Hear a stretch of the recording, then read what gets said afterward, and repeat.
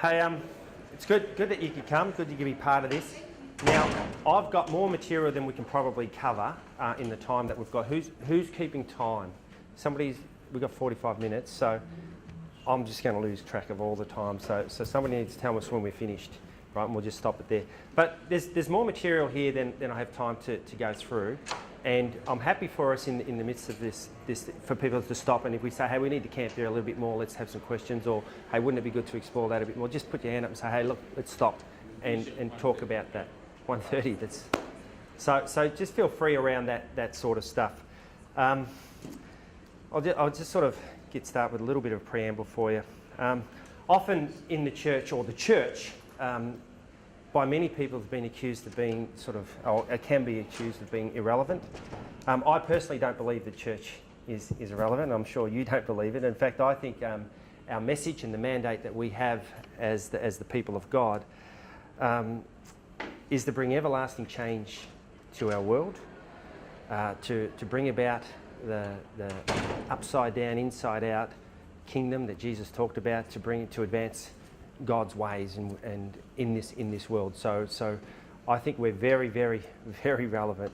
The truth is, though, that while the concept and the message of the church is relevant, absolutely, we sometimes get stuck in the way we function, the way we operate, our programs, the way of being the church, and we can become, because of that, a little irrelevant in the sense of how we go about what we actually do.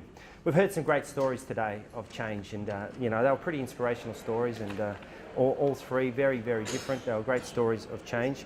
I've got a few stories of my own. I'm not going to share them, but I was part of this church for over 10 years in a time of really probably the most catalytic systemic change in the 60-year history of this church. I was here for 10 years in probably the most tumultuous time of the church's life, and it was an amazing experience. When I went to Essendon, it was a church that was struggling and down and out, and we went through 4 or 5 years of just amazing turnaround, and it was like God's hand was in there. And then I've started working at the BUV at a pretty interesting time of transition in the life of our union, and it seems that for some reason, and I'm sort of straight, I always sort of wrestle with God on this one, that why does he take me into these situations where there is significant transition and change going on, and sort of being thrust into these challenges. It's frustrating. It's frustrating at times, but you sort of tend to think, well, as I look back on it, it's being God's person in that place for that time. And all of us in our context, sometimes we get frustrated with where we're at and why are we in the midst of this, why has this happened? But God has got us there, and he's got us there for some specific reason, and we've just got to go with it. So rather than tell all the stories and horror stories and great stories and all that sort of stuff, we've heard the stories. What I'd rather do is talk about some of the principles and the challenges of leading change. I've always had a desire never to allow myself to personally get stuck, in my own spiritual journey, in my own leadership journey, in my own maturing as a person. And I've got lots of things that I put in place in my life to avoid this. Sometimes in my life, though, I've had to make some radical changes to stay fresh. I've had to make some radical changes to my devotional habits, because I've sort of got myself into a rut and I've sort of been cruising along and I've sort of got a little dry. And so I've had to make some radical changes to freshen up in my own spirituality. I've had to make some radical changes in my exercise regime. I like to exercise. I've always been into sport when I was younger, and I like to exercise, stay fit. But again, if you just keep doing the same old thing when you exercise, you sort of lose the benefit. And so I've had to force myself to make some changes in there. In my learning practices, how I learn, things I read, those sorts of things, just pushing myself. And you do this in order to stay fresh, in order to just sort of keep being motivated for life and ministry.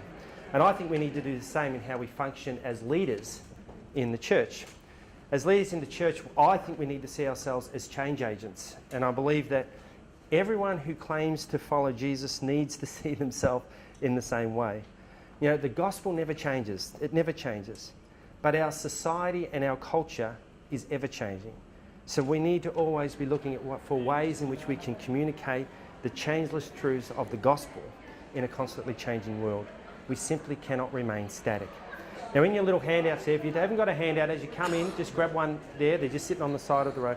Now in your handout there's a definition of change that comes out of the dictionary. It's not very helpful, to be honest with you. It's not very helpful, so I'm not even going to read it, but it's there for you, for your benefit.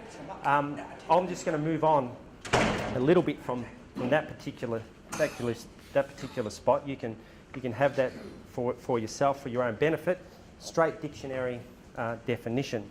But I'd like to give some biblical examples and talk about some theological foundations around change. I believe that we Christians have a call in our life not to only accept and embrace change, but be the catalyst for change in the world.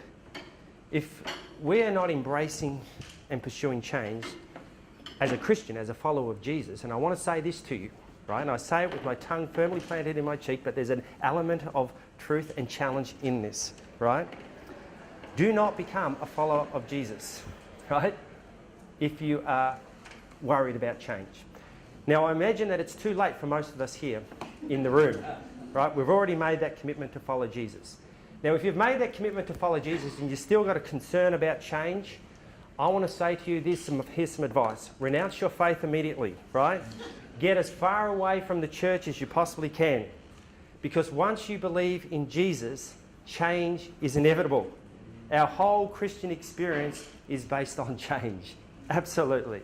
Now, putting off the old self and putting on the new self. Being renewed by being renewed, our minds renewed, but no longer being conformed to the patterns of this world, but being transformed by the renewing of your mind. Being born again, that's a pretty radical change, isn't it? It's probably the most radical change of all. So you think about every deep theological construct that the Christian church has embraced and understood to be true cannot exist outside of a theology of change. Sanctification. The idea of sanctification, rooted in the reality that God changes people. He makes us holy as He is holy. We become more like Christ as we travel the journey with Him. Repentance. Repentance is about change. It's about changing my direction in a radical way. A total about face from focus on self and focus on what's important to me and going my way to going God's way. Conversion. Conversion is change. Change from one worldview to another. Change from faith in self or faith in some other sort of entity or whatever it may be to faith in Christ. Regeneration is about change. Restoring the image of Christ. Change goes hand in hand with being a Christian. It's central to our faith. Now, the Bible is full of stories of change, isn't it? You think about the Bible, even the whole thing is about amazing radical redemption and change. Can anybody think, while you're sitting here, of some characters that changed or some stories of change? Just, I'm not asking you to tell the story, just say the name or this incident. Can you think of any? Saul the Prophet, the classic one. There's a massive change, wasn't it? Like, here's this identity changed, his mission changed, his life changed. Anybody else? Abraham? Yeah. And what was the change there? Well, his move. He took his family and everything changed. He moved from one location. He took on a destiny. What's that? Multi-gods. Well, it's a theology that he's changed his theology. Yes. Anybody else? Adam. Zacchaeus. Yeah, that's a good one. Yeah. Moses changed as well. Moses. Yeah. Peter. Yeah, we could go through and we could find all these characters. There's this incredible transformation that takes place in their life and even in their story, in their journey. It's incredible.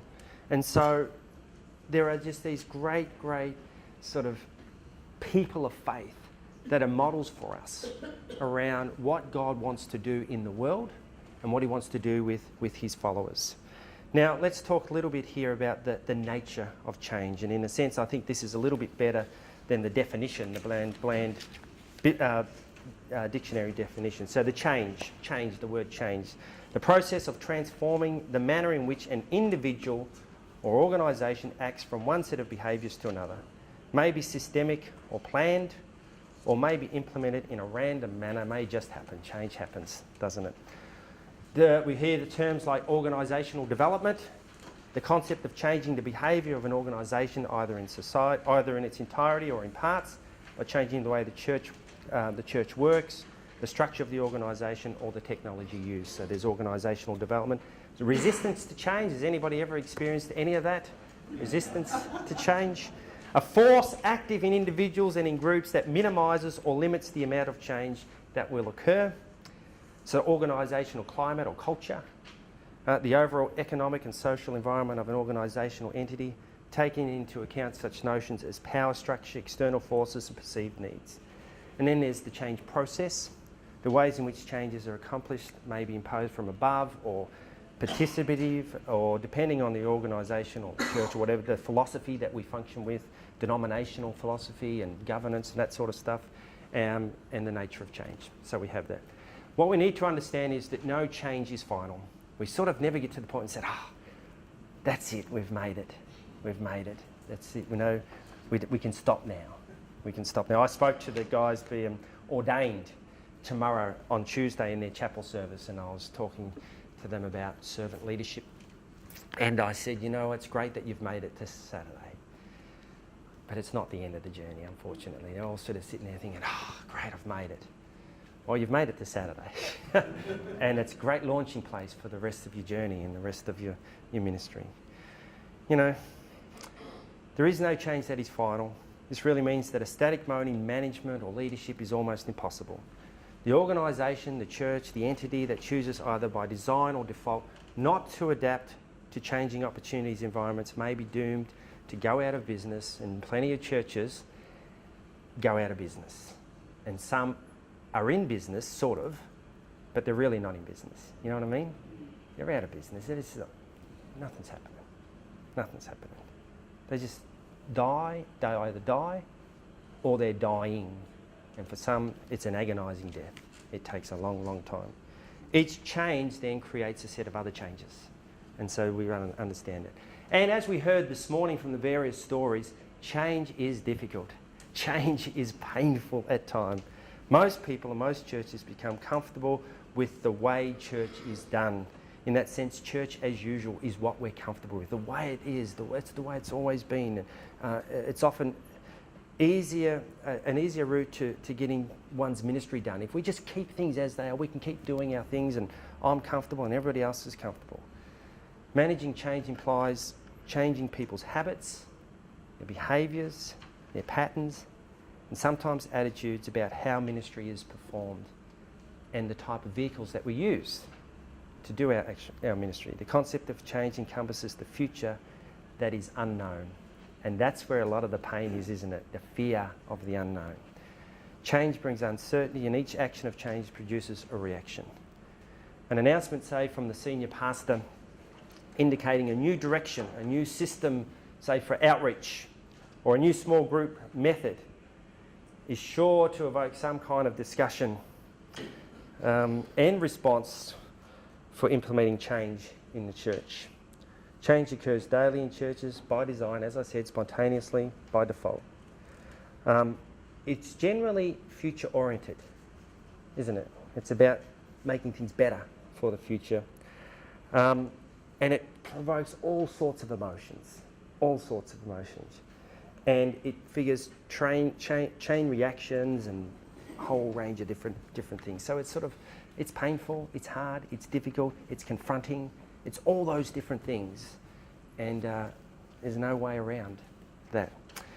But I want to say right up front, and June Tan, who shared last in his story, actually picked up on this point. What we need to understand is that change is a spiritual exercise, and it is a personal exercise first and foremost. The leaders, it includes and starts with, as June said, the leader's personal renewal. And if we're going to lead change, what is God doing in me, and how am I changing, and how am I sort of growing and maturing in the midst of all this? So there's the leader's personal renewal is first and foremost being impacted in any change process. Leading people through the journey of change by investing in their personal spiritual growth and insight is a key to leading change. So when we lead change, we're actually leading people in the change process. And so we need to invest in their spiritual growth and insight. Absolutely, absolutely. I did a course with ACOM, MA. It was on sort of leadership, and it was we did a subject with Terry Walling. I don't know if you've heard of Terry Walling. He's a guy in the US, and he has this statement, and it's very true. He says, personal renewal precedes, incorporates, and helps to catalyse corporate change. You see, you can't do change in the church without personal renewal being sort of integrated and incorporated into what's actually going on. It's all part of the story there. It's all part of it. I want to talk briefly a little bit about managing change versus leading change. We all have to manage change because change happens. It happens around us, it happens to us, it's happening all the time. And it's about making an organisation, a church in our case, run efficiently. So planning and budgeting, organising, recruiting, controlling, measuring, problem solving, those sorts of things about managing change. We manage what's happening there. Leading change is a little bit different. It helps the organisation or the church, whatever it is, evolve and adapt to changing circumstances. It actually creates some of the change initiatives, if you like. So creating vision and strategy is about leading change. Communicating vision, strategy, and getting buy-in from others, getting people to own where we're going, that's a leadership, that's leading into change. And motivating, empowering, trying to get joint ownership, a shared purpose, that's the task of leading into change. If all you're doing is managing change, you're managing what is happening and we're sort of keeping up.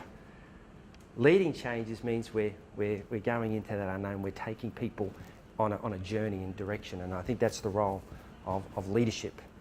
And I'll talk just a little bit more about leadership here. Change is what leadership is about. If you don't need change, you probably don't need a leader, right? We can just sort of hold hands and be happily ever after and be fantastic, wouldn't it? Like, that's it. We don't really need a leader. In fact, the more people find themselves in an era of change, the more they need an effective leader. I think we need more and more leaders. I think we're lacking leaders because change is happening all the time. It's happening to us, and the church is falling behind in an ever-changing world, and so we need to be catalysing change. But most people don't like it. They don't like it. They want the familiar, the comfortable. They want to do the things and follow the ways and the patterns that they've always followed. Why? Because when that's going on, when we're in the familiar and the comfortable, we're comfortable in that. We feel that we're in control in that space, and so the natural thing to do is to want to resist change, or even to resist leading change, because we're quite happy and comfortable where we are. The challenge is we can't stop it. And it'll happen all around us. And I could take you to 50, maybe probably more, I've been generous, 50 churches around Melbourne that stopped changing and sat with the comfort. And gee, they struggle to open their doors. They struggle to pay for a pastor. They can't, if they were to honestly answer Dave's question this morning, if we just shut the doors, would we be missed? The answer would be no. People next door probably wouldn't even miss them. That's just the reality. And why is that? Not bad people. Probably good people, probably great people, probably godly people, fantastic people. But they just got stuck in their comfort. Stuck and didn't sort of, seek God out and risk going forward into the future. So we need to lead change. And as we've said, it's not easy. It requires building new habits and breaking old ones. It requires motivating, commitment. And until the idea of pioneering new initiatives and pioneering new change becomes part of the the church fabric or the church culture, you will find resistance will continuously take place. You may even resist it ourselves. I think a lot of us do resist it. We sort of do it as a last resort because we're sort of so busy doing stuff.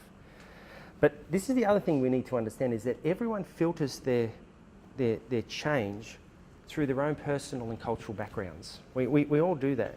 Our wants, our needs, our fears, our hopes, our prejudice, our beliefs.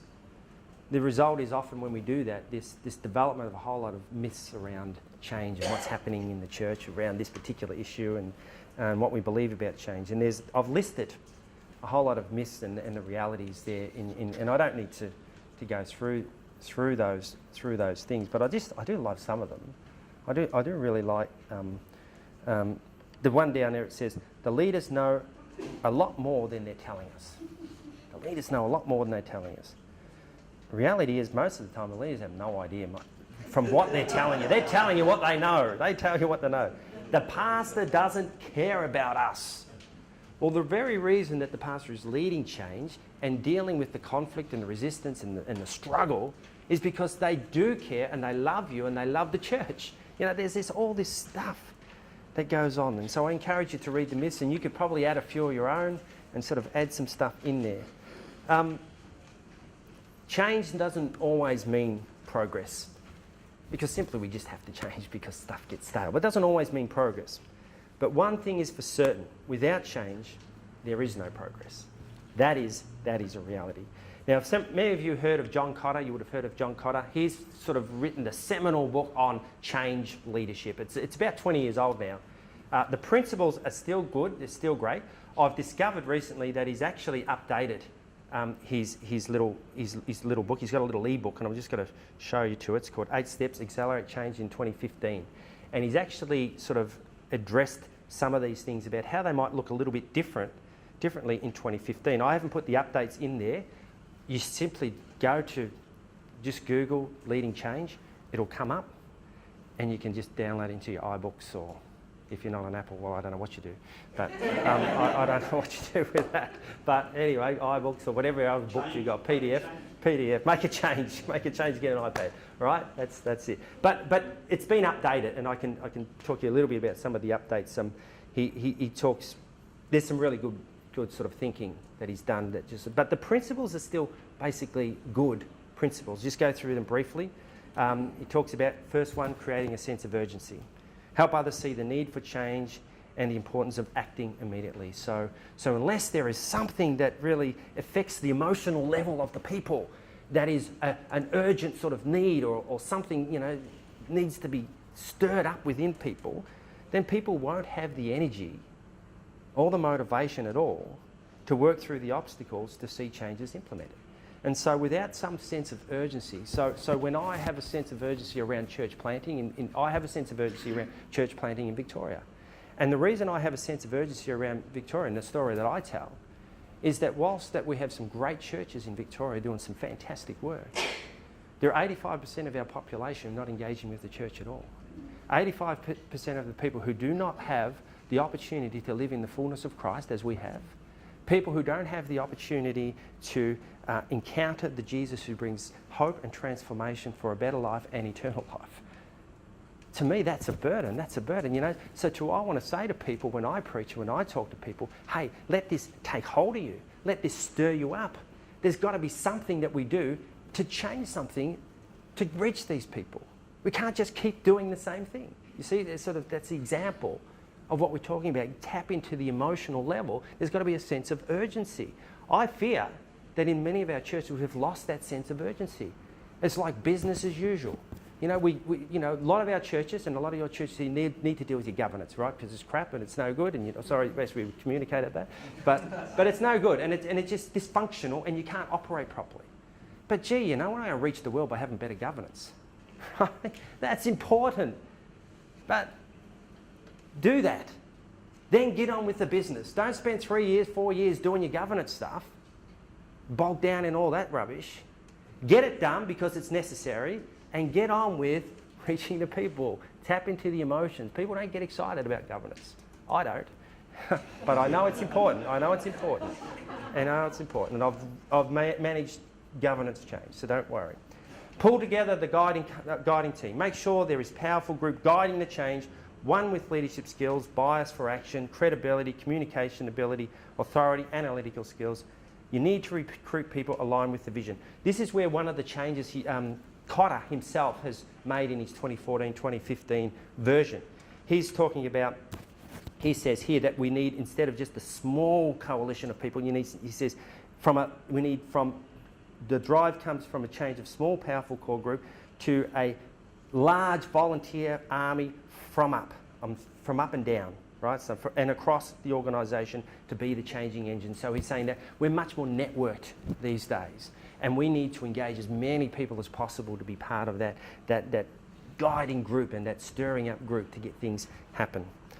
Decide what to do. Develop the change vision and strategy. Clarify how the future will be different from the past and how you can make the future reality. Articulating a compelling vision creates energy. Take the vision component out of a change effort and it will fall into an autopilot monotony within months. Vision, vision, vision. And in the Baptist world, you must engage people in the process, right? You must do it in the process. People are not going to sort of, if you stand up there and say, I got the vision, here it is, it's going to go nowhere, right? We need to engage people in the process.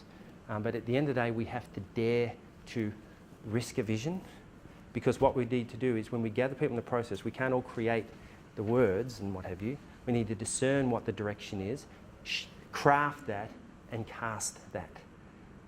And that's the leadership aspect of that. Make it happen. Communicate for understanding and buy-in. Make sure as many others as possible understand and accept the vision and strategy.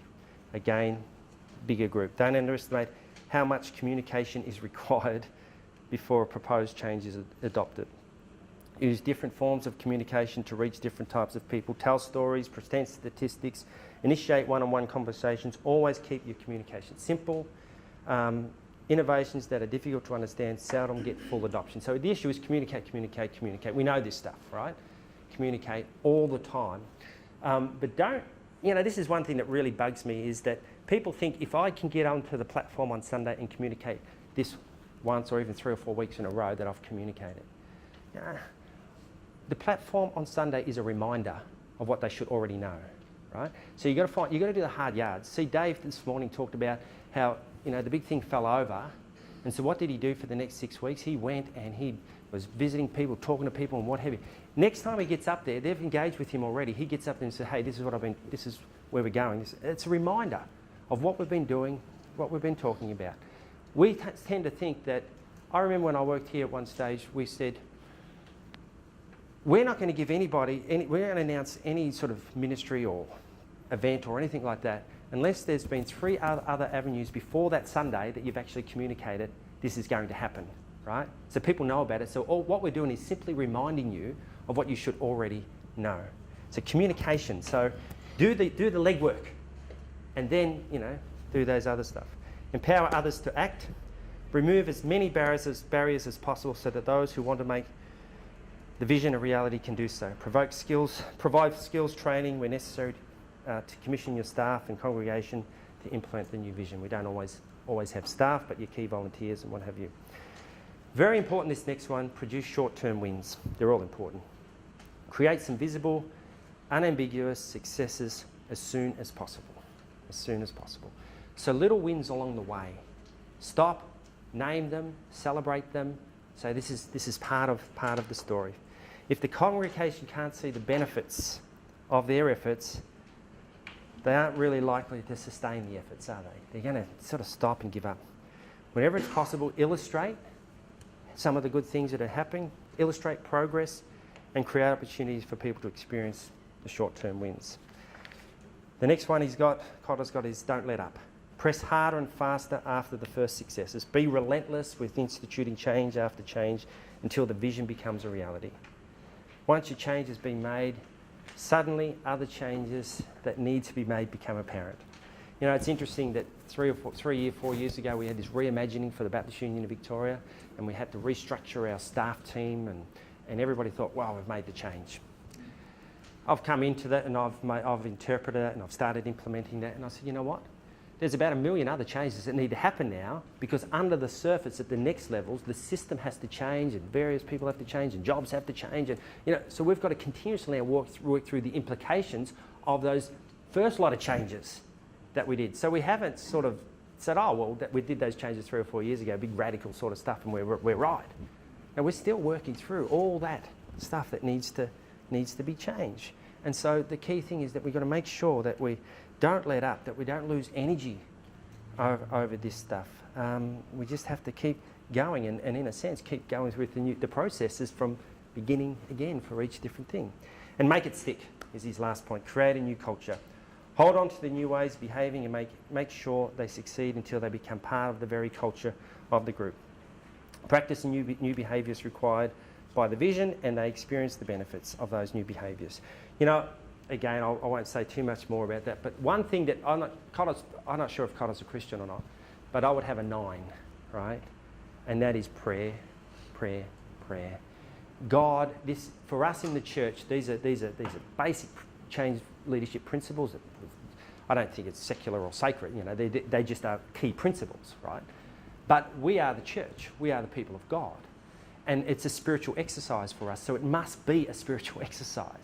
And God needs to be in the process, and we need to constantly be calling people to prayer, calling the church to prayer, ourselves being in prayer, allowing God to impact us in the change process and to challenge us and to shape us and mature us. And so it has to be a spiritual exercise in the midst of all this stuff. They're key principles, they're important, but we're not the local fish and chip shop that's changing to become a chicken shop. We're different, and so we need to function that little bit differently. Okay? Reasons churches resist change. Gee, which they do. I don't know if you've experienced that, but they do. Most pastors, or a lot of pastors, forget a critical principle for leading change. Church ministries don't change. People do. People change. We tend to think of our change initiatives in broad terms like we're redesigning the small group ministry. However, many of our leaders think differently. They're wondering, do I keep ministering to my group or not? What does that mean for me? If we're changing the small group ministry, what does it mean for me? So in a sense, how is that person impacted and how are they being changed? See, to implement sustained change, we must translate our initiatives into a list of implications for each individual who's going to be affected. And we need to engage with them and stir them up and take them on the journey with us. It's the key reason why a lot of change strategies almost always take longer than they think they will. Now, I used the governance example before. When I was here at New Hope, it took us 4 years to change the governance. That's a long time. When I went to Essendon, I could see when I read the paperwork, I said, seriously guys, this needs to be changed. We need to change it before I come. So I get there, they change nothing. I said, well, we're going to change that. Well, I'm thinking we're going to change it in about 5 or 6 weeks. Well, it took 2 years in that context to change that. It takes longer than we think. I'm a bit impatient. I want to change it straight away. But it always takes long because people have to change. People have to grow and mature and give up, in a sense, and get on board. When you consider change, you must consider the reality of resistance. Resistance is inevitable. Many of us naively assume that if people like the change or think it's a good idea, as in Dave's case, I thought it was a pretty good idea to make these changes, that they will not resist it. Even when it's a good idea, people are going to resist it. There's a poor assumption to make that they won't resist it. Because it's a disruption to life. It's stepping into the unknown. There's a loss of control, a loss of my security. And so people are going to resist that.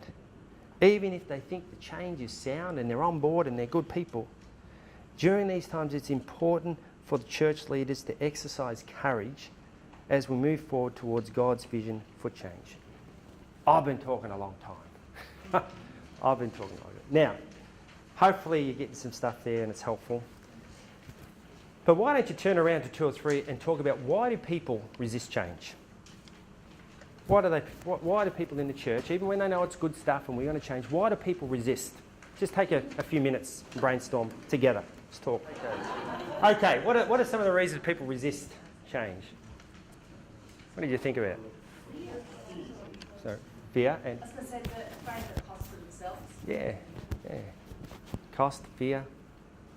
I'm old. Is it? I'm old. I'm old. Old. Why should I don't need to change now? Because of my age. Yeah. Well, one of the issues in a church setting is, will the people continue to give? So fear of financial loss. Yep. So the financial implications of that. Yeah. One thing that came up in our discussion was that maybe they actually invested in change in the past. Yeah. So Here we go the again. second generation of change, they only do the first generation. Yeah. And then that becomes successful. Yep. That's no good. And he told them, it's no good, I worked hard. Yeah, so the message, the communication is they're not buying into the communication, that the reason that we change is because what we implemented, what we've done is not great and we've got to change it. So they personalise it and they don't like you saying that to them, which is not, when we change stuff, you know, it's interesting, even I've had this at the BUV, that we're changing things and people say, well, you know, like, is that an insult for the people who've gone before you? I said, I hope not. I hope not, because we're building on their foundations, but gee, you know, we're not, surely they don't want us to camp where they left off. You know, gee, that's pretty sad. But it's reality for many. Others? How you treat people's past investments will determine whether they buy into the future. Yeah. A little bit of that. Celebrate the past so you can change. Yeah. If you tell them what you did in the past was rubbish, Yeah. they won't believe you about the future. Yeah. That's right. Churches are led by pastors rather than apostles. Okay. It's good. So in the sense of apostles are sent people, so they may necessarily be leaders. They're sort of people going out planting churches or whatever it may be. But we're probably talking leaders, pastoral carers, chaplain types, versus leadership and catalysers. That's yeah. It's a loss of power and identity. Yeah. There's a truckload of reasons, isn't it? Like it's timing, finances.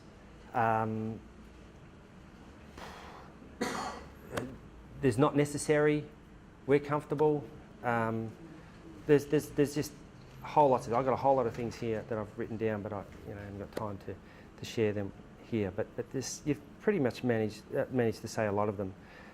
Maybe sometimes I don't like the person talking about the change, even we don't have the cookies in the jar, if you like, or the money in the bank. Sometimes when you've got it, the timing is important. So when you're at a church, you actually have a period at the start where you it depends on where the church was at when you came in, that you have an opportunity to do some things there, but not anything too radical, unless the church is pretty stuffed. Then you got lots of opportunity. But then after you've been there for a while, Dave talked about 16 years. 16 years, and he was able to do some pretty significant change. And you talk to blokes like Bill Brown and Alan DeMond. Alan's been here 20 years. You know, the change that we undertook, Alan had probably only been here 4 years when we started to bring massive systemic change to this place, and that was challenging, really challenging. You'd probably do a lot easier today after 20 years. So things like that, we've got to be pretty smart about the whole thing. Here's some lessons that will help us understand why and how people resist change. Lesson 1, people will express resistance differently based on how well they anticipate the cost of change. Marriage is a good example here. At the beginning, a newly married couple starts with uninformed optimism, don't they? It's going to be fantastic. We call this the honeymoon period of the marriage. It's caused by a naive enthusiasm based on insufficient experience, right? We know that. Then the married couple moves to informed pessimism as they discover the real price of their changed decision to get married. He learns how often she wants to eat out, and she learns how often he wants to play golf. They start to realise that while the overall decision may have been a good one, there are significant costs that they didn't expect. At this point, there is the danger of checking out, right, at this point. Major checking out may be getting a divorce. I want a divorce, where I want out of this sort of thing. While there may be a private checking out, which is like a superficial calm that comes over the relationship, and things in conflict is not discussed, and there's this sort of resentment that builds in the marriage.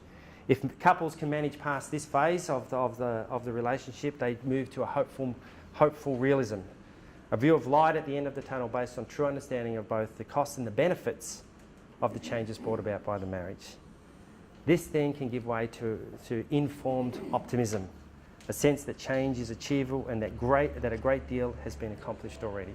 Finally, the change can be viewed as completed. Churches often progress the same way. Often the excitement that immediately follows the announcement of a significant change can give way to pessimism as soon as the first bumps down the road to change are actually felt. So, we go through the various stages. What do we got? We're finished? 2 minutes. 2 minutes. I'm not going to go through all the other sort of stuff. But change feels like death for some people. Like we get the grief cycle. Study the grief cycle and study what some of the emotions that people go through, that communities go through in the midst of significant change, and you'll find very similar sort of stuff going on there. Resistance can be overt or covert. I want to say this, that the overt resistance, where people stand up and they shout and scream and bang their feet, it's not the worst resistance you can get. It's challenging, it's frustrating, but others see it and hear it and they say, that person's a bit of a clown, or they listen to it. But you can deal with it, you can confront it, you can sit down with the person, you can try and reason. But when it's over, when it's happening behind your back, when it's all whispers in the corner, it's really difficult. It's really difficult. So one of the goals of the leader is to try and get that resistance out in the open. As hard as that is, it's better out in the open than it is underneath. And you don't want people agreeing with you in deacons' meetings and agreeing with you in members' meetings and then going away and saying, this stuff. You can't deal with it. I often said to people, when people talk about us as pastors, you know that, right? Often it's criticism. And I say, I'm not even worried by that, right? Because if I'm not hearing it, I don't care. Say what you like. But the moment I hear it, expect a phone call. And usually you hear this stuff on the grapevine, so I'm going to call you. And I'm going to say, I heard you say this. What's going on? I can deal with it there, right? The other stuff I can't deal with, I don't worry about. But if we're changing stuff, it's really difficult. So just what people say may not be what they mean. And we've all experienced that. People say, yeah, but it's not really happening. I've got to finish, but there is a section there on sincere listening. Really, we need to listen. We need to listen to the heartbeat of the church, the heartbeat of people, and do some study on sincere listening. What does it mean? What does it mean to be present? What does it mean to really hear the fears and the struggles of the congregation? What is it that they're concerned about if we went down this path and what have you? And it's part of the communication. And then there's some tips for managing change. Did I put those tips in there? Yeah, so I could spell them out, but you're pretty smart people. Great. Thanks. Sorry about the time, but that's life. Hopefully there's some good information there.